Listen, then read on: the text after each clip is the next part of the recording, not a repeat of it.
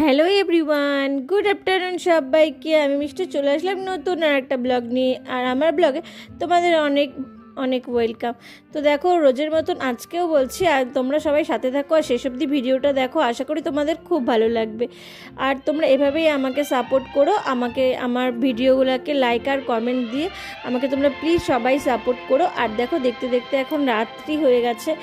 আর আমরা আজকে অনেকটাই খুশি, তার কারণ হচ্ছে আজকে মা বাবা আসবে বাড়িতে, তাই আমি আর রাত্রে কিছু করছি না। দিনে আমি রান্না করেছিলাম, এখন উর্মি রান্না করছে। ও ডিমের অমলেট করে ঝোল করবে।